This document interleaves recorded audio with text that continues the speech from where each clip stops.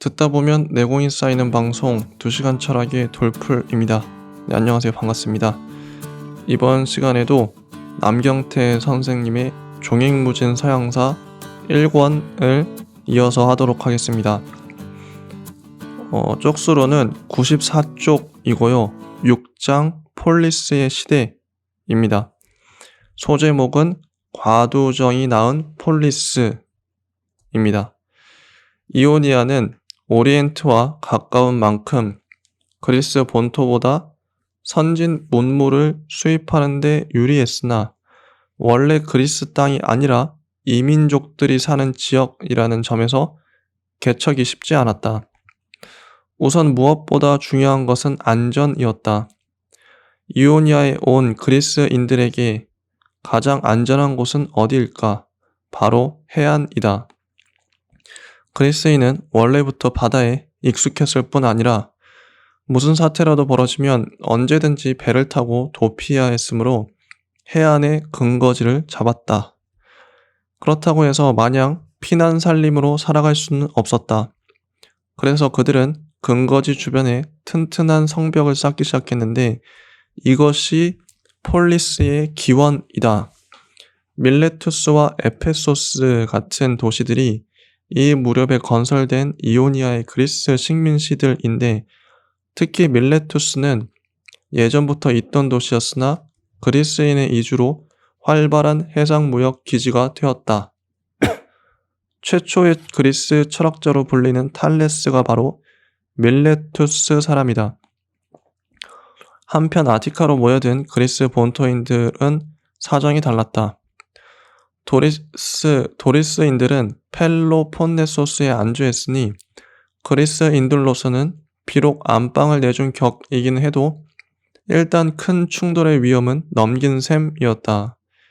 그러나 이러한 민족 간의 갈등은 나중에 스파르타와 아테네의 갈등으로 나타난다. 해외로 떠난 사람들처럼 남아있는 사람들도 역시 폴리스를 건설했다.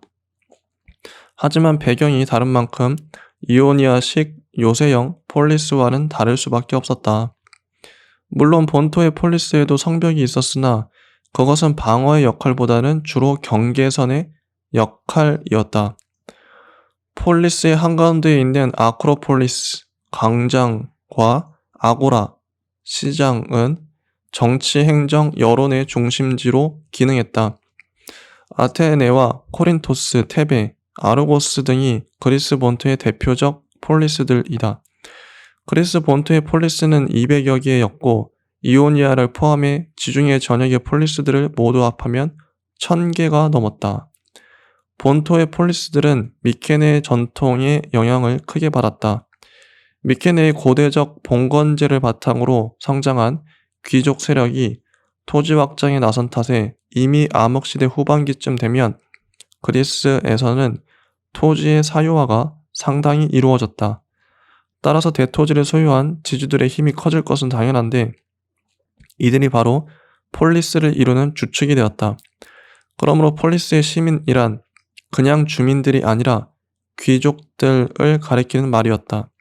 노예는 물론이고 일반 평민들도 폴리스의 시민이라는 자격을 가질 수는 없었다. 이렇게 폴리스는 처음부터 귀족 정치 체제로 출범했다. 폴리스에도 왕은 존재했지만 왕권은 보잘것 없었다. 아테네에도 왕은 있었으나 점차 권력이 약해져 나중에는 종교적 지도자의 역할에 불과했다. 왕권이 비교적 강력하게 남아있던 곳은 그리스적 전통에서 이탈한 스파르타뿐이었다.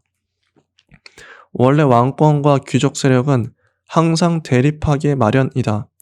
흔히 고대 그리스가 민주주의를 취했다고 말하지만 실은 귀족이 지배하는 과두정에 가까웠다. 국민 주권에 관념이 없는 고대 민주주의는 진보적 체제이기는커녕 오히려 왕정보다 후진적 체제다. 그리스 이후에 고대적 왕정인 로마 제국이 성립하는 것은 그 때문이다. 이후 서양의 역사는 중세의 분권 시대를 거쳐 근대의 절대 왕정으로 업그레이드 되었다가 근대 민주주의로 넘어간다. 인류 역사에서 왕정, 귀족정, 과두정, 민주정 이외의 정치 제도는 출현한 적이 없다. 그래서 아리스토텔레스에서부터 루소와 헤겔에 이르기까지 서양의 정치 사상가들은 모두 그 세 가지 정치 제도를 원형으로 삼았다. 더구나 미케네 시대의 공동체적 성격마저 사라졌으므로 귀족들은 마음대로 토지를 겸병했으며 토지를 많이 가진 자가 정치적 발언권도 컸다. 귀족들은 전차와 말 등 무기를 소유하고 마음대로 사병들을 거느려 자기 땅에서는 군주나 다름없는 존재였다. 묘한 일은 귀족들이 지배하는 폴리스들 간의 다툼이 있을 법도 한데 그러지 않았다는 점이다. 오히려 그리스의 귀족들은 서로 뭉쳐 집단 방위 체제를 구성했다. 비슷한 시기에 해당하는 중국의 춘추 전국 시대에 제후국들 간의 치열한 다툼이 벌어졌던 것과 비교하면 큰 차이다. 춘추 전국 시대의 제후국들도 국경선의 개념보다는 도시의 성곽 중심의 국가였으니 체제상으로는 그리스의 폴리스나 별로 다를 바 없었다. 수많은 도시국가로 분립한 비슷한 상황이었는데도 고대 그리스와 고대 중국이 차이를 보인 이유는 중심의 유무로 설명할 수 있다. 중국의 경우에는 이미 천자 사상이 확립되었고 주나라 왕실이라는 권위의 중심이 있었다. 주나라를 받드는 정치 이념은 유학으로 체계화되어 이후 20세기 초반까지 이르는 오랜 제국사의 정신적 지주가 되었다. 중국의 역대 왕조들, 특히 한족 왕조들은 저마다 주나라의 계승을 이데올로기로 내걸었으며 서양의 세력이 밀려오는 근대까지도 존주양이 주나라를 받들고 서양 오랑캐를 배척한다를 구호로 내걸었다. 따라서 중국의 분열 시대는 수백 년에 달했어도 결국은 통일을 지향하는 것이었다. 그 반면 그리스의 폴리스들은 애초부터 중심이 없었기에 통일을 지향하지 않았던 것이다. 물론 여기에는 지리적 중심의 유무도 관계가 있다. 서양에서 중앙 집권 체제가 첫 선을 보이는 것은 로마 제국이지만 로마 역시 중국만큼 중심이 강력한 체제는 아니었다. 그 다음 소제목은 폴리스의 형질 변경입니다. 그리스 폴리스들 간의 관계가 마냥 목가적이기만 했던 것은 아니다. 투키디데스는 기원전 8세기에서 7세기에 코린토스와 켈키라, 칼키스와 에레트리아 간의 전쟁이 있었던 사실을 기록하고 있다. 그러나 중국의 폴리스와 달리 그리스의 폴리스들은 정치적인 문제보다 경제적인 문제로 다투었다. 폴리스의 중요한 것은 영토 확장보다 무역의 독점이었다. 그래서 경제 생활의 변화는 곧장 폴리스 체제의 변화로 이어질 수밖에 없었다.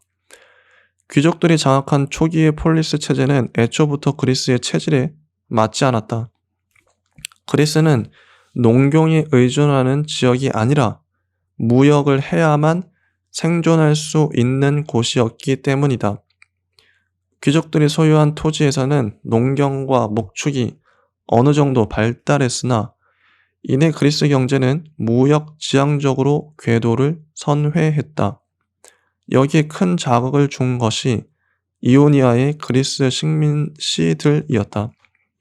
처음부터 해상 무역에만 집중한 이 식민시들은 지중해 동부의 무역을 장악한 것에 만족하지 않고 서쪽으로 진출해 지중해 전역을 무대로 무역 활동을 활발히 전개했다. 그들은 지중해 한가운데에 위치한 이탈리아의 반도는 물론 더 서쪽의 갈리아, 지금의 프랑스와 에스파냐까지 진출했다. 지브롤터 해협에까지 이른 이들은 이 해협의 아프리카 쪽에 있는 바위산을 헤라클레스의 기둥이라고 불렀다. 지금과 같은 지브롤터라는 이름은 8세기 초반 이슬람이 에스파냐를 정복했을 때 생겼다. 당시 이슬람의 지휘관인 타리크가 교두보로 삼았던 이베리아 반도 남단의 조그만 산은 그의 이름을 따서 자발 알 타리크, 타리크의 언덕이라고 불렸는데 이 말에서 지브롤터라는 지명이 나왔다. 이 과정에서 이오니아 식민시가 건설한 다른 식민시들이 생겨났는데 현재 프랑스의 마르세유, 마실리아, 이탈리아의 나폴리, 네아폴리스, 터키의 이스탄불, 비잔티움 등이 바로 그 무렵의 식민시로 출발한 도시들이다. 1차 식민시 이오니아의 폴리스와 2차 식민시 지중해 중서부의 폴리스들은 말이 식민시였을 뿐 실제로는 모시로부터 정치적, 경제적 간섭을 받지 않는 독립체였다. 식민이라는 말도 동서양의 역사에서 다른 의미를 가진다. 특히 일제강점기를 겪은 우리의 경우 식민이라 하면 정치적 지배를 연상하지만 근대 제국주의 시대에 그런 의미를 가지게 된 것일 뿐 원래 식민은 단순히 사람들의 이주를 뜻하는 개념이다. 한자어 식민도 그렇고 영어의 콜로니도 그렇다. 식민이 예속의 의미라면 지금 독일의 쾰르는 도시 명칭을 바꾸어야 할 것이다. 고대 로마의 식민시로 탄생한 쾰르는 식민지를 뜻하는 라틴어 콜로니아에서 나왔으니까. 또한 그 무렵에는 문자 종교와 더불어 오리엔트가 유럽에 준 마지막 선물인 화폐가 그리스에 전해졌다. 오리엔트에서는 이미 오래전부터 화폐를 사용해 왔는데 이것이 리디아를 통해 그리스에 전해진 것이다. 오리엔트에서는 일찍부터 세금과 공납을 화폐로 받는 제도가 있었으나 화폐가 재구시를 하게 된 것은 오리엔트보다 그리스에서였다. 넓은 지중해 세계에 걸친 무역 활동을 위해서는 화폐가 필수적이었던 것이다. 이런 경제적 변화는 그리스의 폴리스 체제에도 결정적인 영향을 미쳤다. 우선 그리스 내의 산업 구조가 크게 변했다. 예전에는 주로 소비를 위한 것이었던 농업과 수공업의 생산이 이제 시장을 위한 생산으로 바뀌었다. 수출 입국 정책에 힘입어 그리스의 주요 농산물이었던 포도와 올리브도 수출용 생산 시스템으로 재편되었다. 대규모 과수 재배를 통해 포도와 올리브를 대량으로 생산하고 포도주와 올리브유로 가공해 해외로 수출한 것이다. 또한 그리스 특산품인 도자기와 무기도 수출을 겨냥해 대량 생산이 이루어졌다. 기록에 따르면 아테네의 어느 방패 제조업자는 수백 명의 일꾼과 노예를 투입해 전문적 생산을 했다고 한다.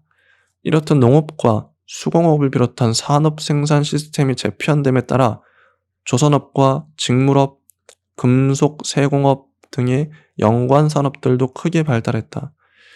이제 폴리스는 예전과 같은 체제로는 유지되기 어려워졌다. 대토지를 소유한 귀족들이 떵떵거리던 시절은 지났다. 기원전 7세기의 그리스에는 2000년 뒤에나 봄직한 자본주의의 물결이 소용돌이치고 있었다. 이러한 상황 변화는 곧 폴리스의 형질 변경을 가져왔다. 그리고 그것을 주도한 세력은 바로 평민들이었다. 만약 당시에 자본주의 정신이 존재했더라면 자본주의는 고대 그리스에서 시작되었을지도 모른다. 20세기 독일의 사회학자 막스 베버는 프로테스탄트 윤리와 자본주의 정신에서 이렇게 말하고 있다. 자본주의는 중국, 인도, 바빌론, 그리고 유럽의 경우에도 고대와 중세에 이미 존재했다. 그러나 이 자본주의에는 근대 자본주의에서와 같은 독특한 에토스가 결여되어 있다. 하지만 근대 자본주의 에토스, 즉 자본주의적 합리성도 역시 역사의 산물이므로 고대 그리스에서 찾을 수는 없을 것이다. 다음 소제목은 실패한 개혁은 독재를 부른다 입니다. 귀족의 전성시대는 끝났다. 아직도 그리스에서 가장 힘센 세력을 꼽으라면 단연 귀족이겠지만 이제는 그들도 과거처럼 토지를 소유하는 것만으로 정치 권력도 함께 보장받기는 어려워졌다. 구태의연한 귀족은 몰락하고 변화하는 시대에 맞추어 시대적 감각에 눈뜬 귀족만이 살아남고 번영할 수 있었다. 그럼 새 시대의 귀족은 어떻게 했을까? 다른 폴리스들에 비해 그 역사가 상세히 전해지는 아테네의 상황에서 당시에 급변하는 정세를 엿볼 수 있다.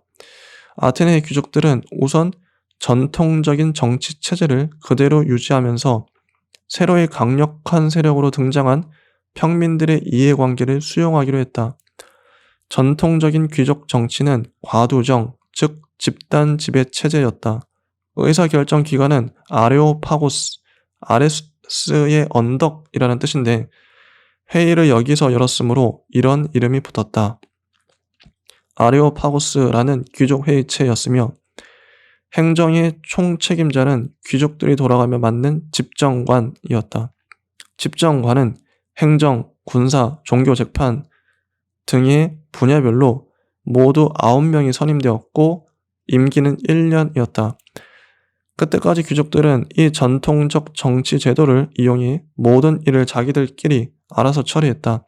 그러나 이제 평민들의 새로운 요구가 등장한 만큼 더 이상은 그런 방식이 불가능해졌다. 무엇보다 가장 필요한 것은 바로 명문화된 법전이었다. 평민들은 자신들의 운명이 걸린 사안을 귀족들의 자의적인 결정에 맡겨두기를 원치 않았던 것이다. 그 요구에 굴복해 귀족들은 법전을 만들었는데 이것이 그리스 최초의 성문법으로 알려진 드라콘의 법전이다.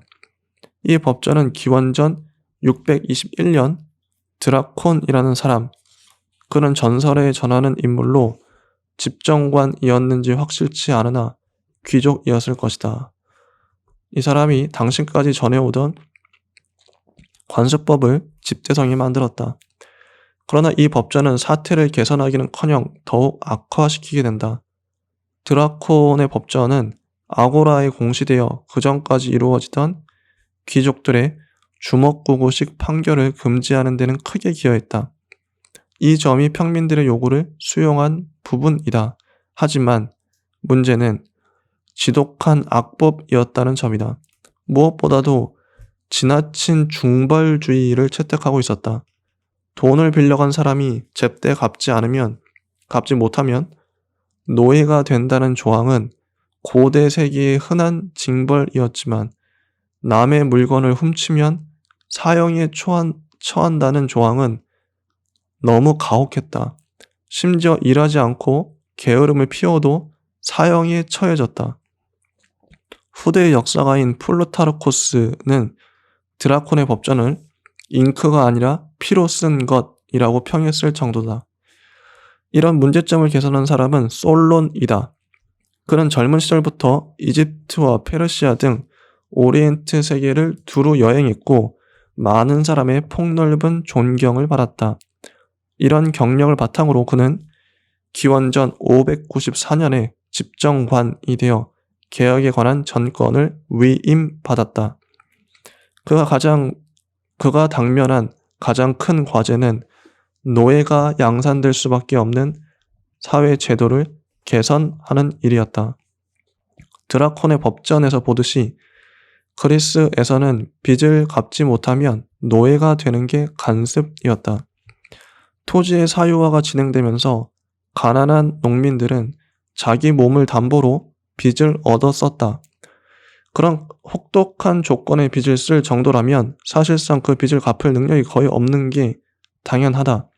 그래서 농민들은 걸핏하면 지주의 노예가 되었고 심지어 해외에 노예로 팔려나가는 일도 적지 않았다. 이런 현상을 방지하는 유일한 조치는 부채 탕감밖에 없었다. 솔로는 일단 공적 채무와 사적 채무를 모두 말소시켜 노예가 계속 늘어나는 현상을 막았다. 채무 노예의 증가가 가장 시급한 문제였다면 평민층의 요구를 수용하는 것은 가장 중요한 문제였다. 이에 대한 해결책도 하나밖에 없었다. 평민들에게 정치 참여를 보장하는 것이었다. 아레오파고스나 집정관을 선출하는 일은 귀족만이 참여할 수 있었다. 한마디로 종전까지 그리스의 정치는 무엇보다 신분을 우선시했다.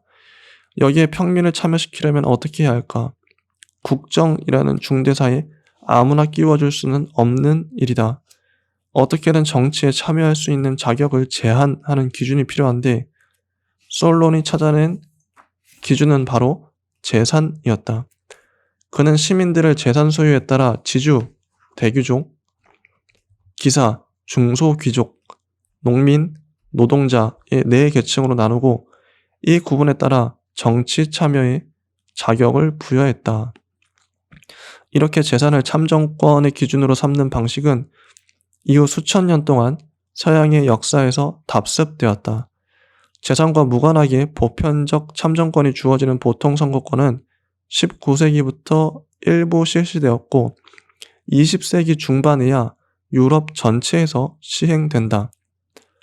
귀족 정치의 골간을 잃지 않으면서 평민들의 요구를 수용한 솔론의 개혁 조치는 시적절하고 절묘한 타협책이었다. 그래서 솔론은 조종자라는 영예로운 별명을 얻었고 그리스 민주주의의 초석을 놓은 인물로 평가받는다. 그러나 문제는 그 조치들이 과연 제대로 기능할 것이냐에 있었다. 솔론의 개혁은 기본적으로 중도적 성격이었다. 전통적 귀족들을 어루면서 떠오르는 평민층을 달랜다. 잘되면 일석이조가 될 수 있지만 잘못되면 양쪽에서 뺨을 얻어맞을 가능성이 있다. 실제의 결과는 후자였다. 솔론의 개혁은 불과 한 세대를 가지 못하고 좌초했다. 귀족도 평민도 그 개혁에 만족하지 않았던 것이다. 막 생겨난 민주정치의 싹은 피어나지도 못하고 시들 판이었다. 아테네의 귀족들은 다시 고민에 빠졌다. 어차피 예전과 같은 귀족 정치가 불가능해졌다면 다른 방식을 찾아야 한다. 그러자 일부 귀족들은 평민 세력과 손을 잡고 권력 구도를 다시 짜기 시작했다. 그렇게 평민들의 힘을 등에 업고 권력에 복귀한 귀족들은 공교롭게도 수백 년 전에 사라진 왕정을 부활시켰다. 그러나 그동안 실권은 잃었어도 왕 자체가 없었던 것은 아니므로 지배자를 왕으로 칭할 수는 없다. 그래서 귀족들은 새로 권좌에 등장한 사실상의 왕을 참주라는 이름으로 불렀다. 참주라는 말에서 전제 정치, 티레니, 독재자, 티렌트라는 말이 나왔지만 처음에는 부정적 의미가 아니었다. 참주란 주인, 주군을 뜻하는 리디아어에서 나온 말로서 비합법적 수단을 통해 왕이 된 자를 가리킬 뿐 압제를 일삼는 독재자라는 의미가 없었다. 초기의 참주들은 오히려 종래의 세습 군주들보다 선정을 베풀었으며 폴리스의 국력을 강화하는 데 공헌했다. 이 말이 부정적 색채를 가지게 되는 것은 좀 더 후대인 기원전 5세기부터다. 이리하여 아테네는 참주 정치의 시대로 접어들었다. 아테네의 참주 정치는 불과 50년 만에 끝나지만 그리스 전체로 보면 기원전 1세기 무렵까지 참주 정치가 지속되었다. 기원전 565년 아테네는 이웃 폴리스인 메가라와 최초의 대외 전쟁을 벌여 승리를 거두었다. 여기서 전공을 세워 명성을 쌓은 페이시스트 라토스는 4년 뒤 평민의 지지와 군대의 무력을 기반으로 참주에 올랐다. 그는 솔론의 친척이기도 했지만 갖잡은 권력을 유지하기 위해서라도 숙제로 남아있던 개혁을 계속 추진해야 했다. 우선 그는 자신의 집권에 반대하는 귀족들을 추방하고 그들의 토지를 가난한 농민들에게 분배했다. 권력 강화와 빈농 문제를 한꺼번에 해결했으니 꼭 먹고 알먹기인 셈이다. 또한 그는 농민들에 대한 세금을 생산물의 10분의 1로 줄이고 평민들의 생활 기반인 상공업을 장려했다. 특히 그는 트라키아의 은광을 접수하고 흑해 방면에 무역로를 장악하는 등 대외적 면에서도 큰 업적을 쌓았다. 아테네가 그리스의 핵심 세력으로 성장한 데는 그의 공로가 컸다. 사실 페이시스트라토스의 노선이 일관되게 유지되었다면 이후 아테네와 그리스는 당시 오리엔트나 중국의 역사처럼 평범한 군주국의 역사로 전개되었을지도 모른다. 그러나 귀족들의 집단 지배 체제에 익숙해져 있던 아테네의 귀족과 시민들은 단일 군주의 권력을 용인하려 들지 않았다. 사실 그리스가 오리엔트나 중국처럼 문명의 중심지였다면 귀족 연합 정권이 그토록 오래갈 수도 없었을 것이다. 고대에는 귀족 정치보다는 왕정이 더 발달한 정치 체제였다. 그런 점에서 보면 그리스의 민주주의는 그리스가 오히려 오리엔트에 비해 문명의 후진 지역이었기에 가능한 것이라고 할 수 있다. 그러므로 고대 그리스의 민주주의를 마치 동시대의 다른 세계에 비해 앞선 것처럼 지나치게 미화하는 것은 잘못이다.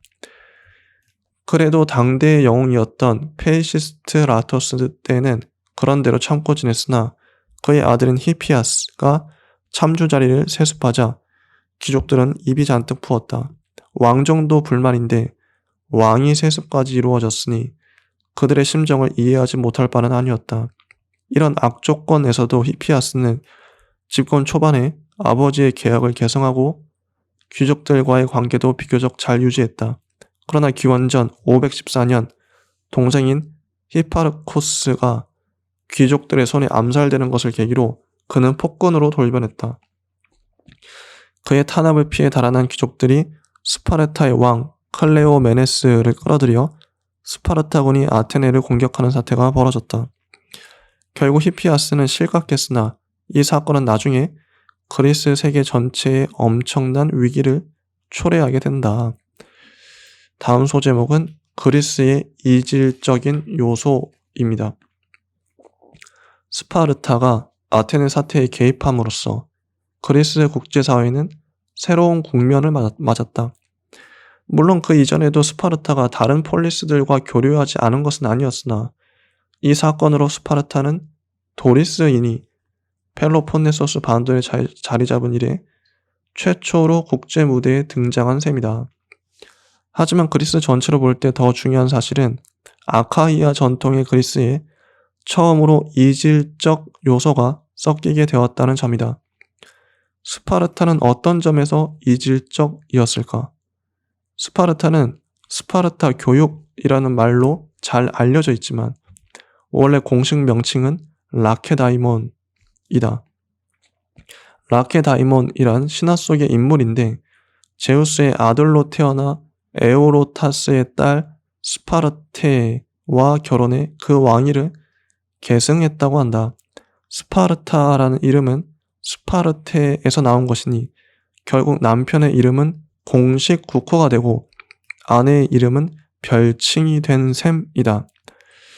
헤로도토스는 자신의 저서인 역사에서 스파르타라는 이름을 썼지만 그 다음 세대 인물인 투키디데스는 펠로폰네소스 전쟁사에서 스파르타를 라케다이몬이라고 불렀다. 이는 역사보다 펠로폰네소스 전쟁사가 더 공식적인 역사서였음을 보여주는 한 예다. 사실 투키디데스의 책도 원래 제목은 그냥 역사였으나 후대의 학자들이 두 책을 구분하기 위해 나중에 나온 투키디데스의 책에 펠로폰네소스 전쟁사라는 이름을 붙인 것이다. 실제로 역사는 기행문이나 박물지 같은 책인데 비해 펠로폰네소스 전쟁사는 훨씬 더 엄정한 역사 서술을 보여준다. 지금도 고대 그리스의 폴리스라면 맨 먼저 떠오르는 나라는 아테네와 스파르타다. 그렇듯이 두 나라는 서로 다른 성격을 지니면서 그리스의 역사를 이끌어간 양대 축이었다. 단적으로 비교해 아테네는 아티카의 중심으로서 민주 정치를 꽃피웠던 반면 스파르타는 펠로폰네소스 반도의 맹주로서 군국주의를 기반으로 발달한 나라였다. 스파르타의 군국주의 전통이 생겨난 데는 그럴 만한 이유가 있다. 도리스인이 남하한 직후 그리스의 가장 큰 문제는 인구 과잉이었다. 사실 인구 과잉은 이미 미케네 시대부터 문제가 되었으며 그리스인들이 일찍부터 해상 진출과 해외 식민을 시도하게 된 원인이기도 했다. 그런 형편에 북쪽에서 도리스인들까지 왔으니 이 문제를 어떻게든 해결하지 않으면 그리스 전체의 생존이 불가능한 상황이었다. 전통적인 해결책은 해외 식민을 더욱 활성화하는 것이다. 이를테면 코린토스와 칼키스 같은 나라들이 그런 방책을 고사했다. 새로운 해결책은 아테네처럼 무역을 활성화시켜 수출을 늘리는 방법이다. 그 때문에 앞서 본 것처럼 아테네에서는 평민층이 성장하는 새로운 사회 문제가 발생했다. 둘 다 부작용이 없는 말끔한 해법은 아니다. 이 인구 과잉 문제에 대해 스파르타는 제3의 해결책을 제시한다. 이웃 나라들을 정복하는 것이다. 힘만 있다면 가장 단순하고 쉬운 방법인데 무력에서는 남에게 뒤지지 않았던 스파르타는 이 방법으로 꽤 재미를 보았다. 기원전 8세기에서 7세기에 스파르타는 두 차례의 메세니아 전쟁을 일으켜 펠로폰네소스 반도를 완전히 장악했다. 스파르타는 반도 남동부인 라코니아에 자리 잡고 있었으므로 남서부인 메세니아를 정복함으로써 반도 통일을 이룬 것이다. 그리스의 지도를 보면 쉽게 알 수 있듯이 고대 도리스인들은 그리스 본토와 연결된 펠로폰네소스 반도의 동부에 먼저 정착했다.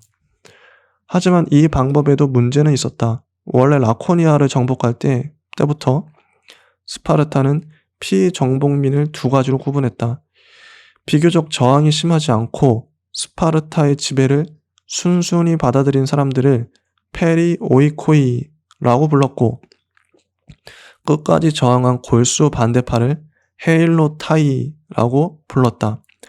페리오이코이에게는 참정권을 허용하지 않은 것을 제외하고는 별다른 불이익을 주지 않았지만 헤일로타이에게는 그 정도에 그칠 수 없었다. 그들은 복종을 거부했을 뿐 아니라 아카이아인이 대부분이었으므로 도리스인인 스파르타와 민족적으로도 달랐던 것이다. 따라서 스파르타는 헤일로타이를 철저히 억압하는 정책을 취했다. 헤일로타이는 스파르타의 지주들에게 수확량의 절반을 세금으로 내야 했으며 주거지도 제한되어 마음대로 이주할 수도 없었다. 심지어 스파르타는 헤일로타이를 엄중히 감시하는 데 그치지 않고 매년 헤일로타이의 힘센 젊은이를 밤에 몰래 살해하는 관습을 제도화하기까지 했다. 소수가 다수를 지배하고 감시하려면 온 국민이 사방을 경계하는 방법밖에 없다. 따라서 스파르타의 군국주의와는 필연적이었다. 아테네에 드라콘이 있었듯이 스파르타에도 전설적인 입법자인 리크로코스가 있었다. 기원전 9세기에 그는 군국주의를 아예 전 국민의 생활로 만들었다. 허약한 어린이는 버린다. 모든 남자는 7에서 30세까지 집단 생활을 한다. 개인의 이해관계보다 국가의 이익을 우선시한다. 이런 스파르타 특유의 기풍은 리쿠르고스가 만들었다고 전한다. 심지어 우수한 남성은 우수한 유부녀를 그녀의 남편과 공유할 수 있다는 제도도 있었다. 아테네에서 실패한 왕정, 참주정치가 스파르타에서 지속될 수 있었던 이유는 그런 전통이 있었다. 스파르타의 왕은 대개 2명이었는데 오리엔트의 전제군주에 비할 바는 아니었으나 상당한 실권을 가지고 있었다. 헤로도토스는 스파르타에 관해 이렇게 기록하고 있다. 왕은 원하기만 하면 어떠한 나라에 대해서도 전쟁을 일으킬 수 있으며 스파르타 시민은 누구도 이것을 방해할 수 없다. 만약 이것을 어기면 부정한 자로 낙인 찍혀 국외로 추방된다. 메세니아 전쟁 이후 헤일로타이의 수가 급증해 스파르타 시민보다 훨씬 많아지자 궁극주의는 더욱 강화되었다. 당연하지만 그 결과로 스파르타는 막강한 군대를 거느리게 되었다. 기원전 8세기에 등장한 중장보병은 바로 스파르타를 대표하는 육군이었으며 이를 바탕으로 한 밀집 대형 전술은 그리스 군대의 대표적 전술로 발달했다. 기원전 5세기에 이 밀집 대형 전술은 동방의 강국 페르시아의 위협에서 그리스를 구해내는 결정적 역할을 하게 된다. 네, 여기까지가 6장의 내용이었습니다. 재밌죠? 책을 그대로 읽어도 공부가 되는 이 놀라운 공부법 좋습니다. 이제 다음 시간에는 7장을 읽어보도록 할게요. 네, 감사합니다.